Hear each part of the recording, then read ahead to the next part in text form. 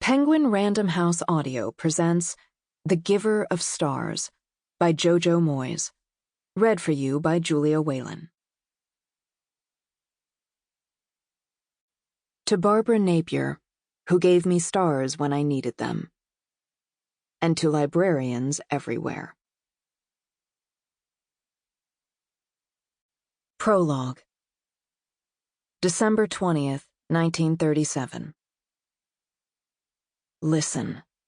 3 miles deep in the forest just below Arnott's Ridge, and you're in silence so dense it's like you're wading through it. There's no birdsong past dawn, not even in high summer, and especially not now, with the chill air so thick with moisture that it stills those few leaves clinging gamely to the branches.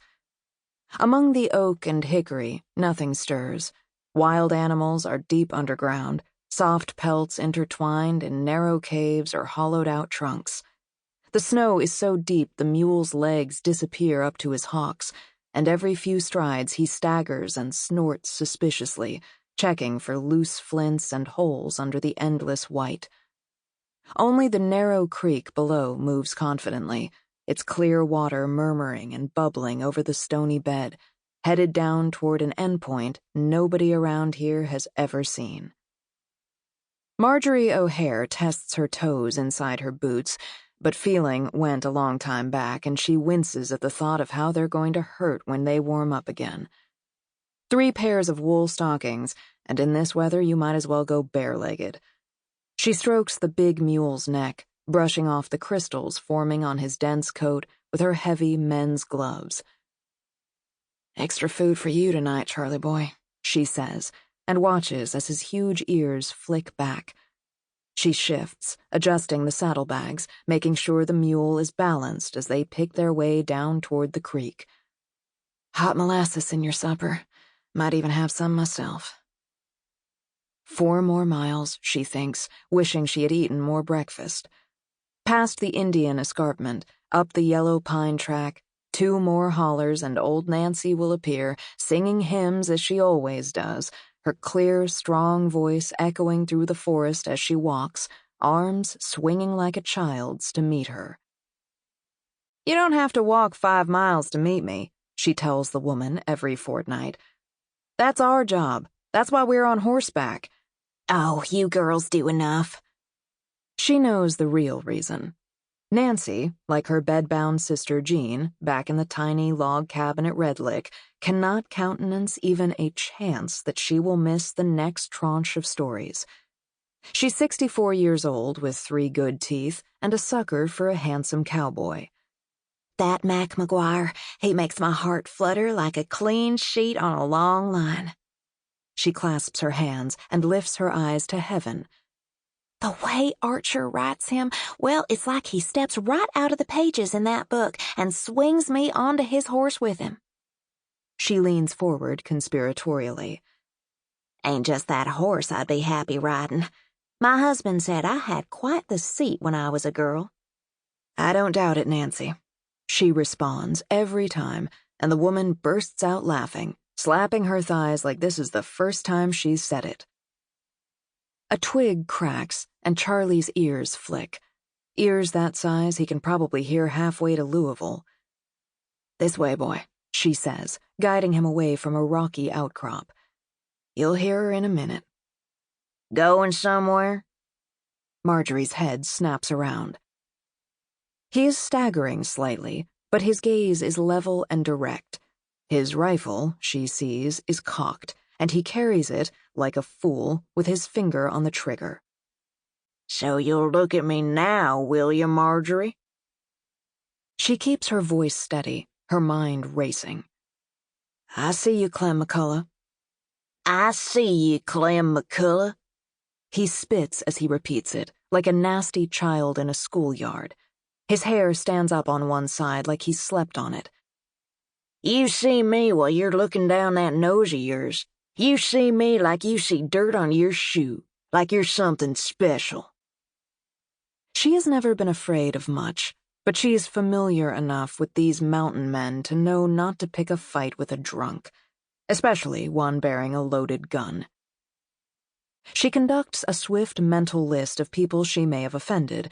Lord knows there seem to be a few. But McCullough? Aside from the obvious, she can find nothing. Any beef your family had with my daddy, that's buried with him. It's only me left, and I ain't interested in blood feuds.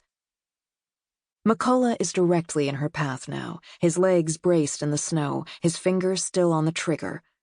His skin has the purple-blue mottle of someone too drunk to realize how cold he is.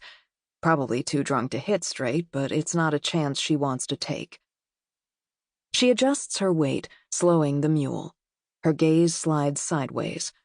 The banks of the creek are too steep, too dense with trees for her to get past. She would have to persuade him to move or ride right over him, and the temptation to do the latter is strong. The mule's ears flick back. In the silence, she can hear her own heartbeat, an insistent thump in her ears. She thinks absently that she's not sure she's ever heard it this loud before. "Just doing my job, Mr. McCullough. I'd be obliged if you'd let me pass." He frowns, hears the potential insult in her too polite use of his name, and as he shifts his gun, she realizes her error. "Your job? Think you're so high and mighty? You know what you need?" He spits noisily, waiting for her answer. "I said, do you know what you need, girl?" "Suspect my version of what that might be is going to differ a mile or two from yours." "Oh, you got all the answers. You think we don't know what y'all have been doing? You think we don't know what you've been spreading among decent, God-fearing women? We know what you're up to. You got the devil in you, Marjorie O'Hare, and there's only one way to get the devil out of a girl like you." "Well, I'd sure love to stop and find out, but I'm busy with my rounds, so maybe we can continue this." "Shut up!" McCullough raises his gun. "Shut that damn mouth of yours." She clamps it shut. He takes 2 steps closer, his legs spread and braced. "Get off the mule." Charlie shifts uneasily. Her heart is an ice pebble in her mouth. If she turns and flees, he'll shoot her. The only route here follows the creek. The forest floor is hardscrabble flint, the trees too dense to find a way forward. There's nobody for miles, she realizes. Nobody except old Nancy, making her way slowly across the mountaintop. She's on her own, and he knows it. His voice lowers. "I said get down, now." He takes 2 steps closer, his footsteps crunching in the snow. And there is the bare truth of it, for her and all the women around here. Doesn't matter how smart you are, how clever, how self-reliant, you can always be bettered by a stupid man with a gun. The barrel of his rifle is so close now that she finds herself gazing down 2 infinite black holes. With a grunt, he drops it abruptly, letting it swing behind him on its strap, and grabs at her reins. The mule wheels so that she lurches forward clumsily onto his neck. She feels McCullough claw at her thigh as he reaches back for his gun with his other hand. His breath is sour with drink, and his hand is scaled with dirt. Every cell of her body recoils at the feel of it. And then she hears it, Nancy's voice in the distance. "Oh, what peace we often forfeit!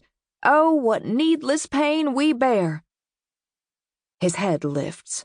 She hears a no, and some distant part of her recognizes with surprise that it has emerged from her own mouth. His fingers grab and pull at her, one arm reaching for her waist, throwing her off balance. In his determined grip, his rank breath, she feels her future morphing into something black and awful. But the cold has made him clumsy. He fumbles as he reaches for his gun again, his back to her, and at that moment she sees her chance.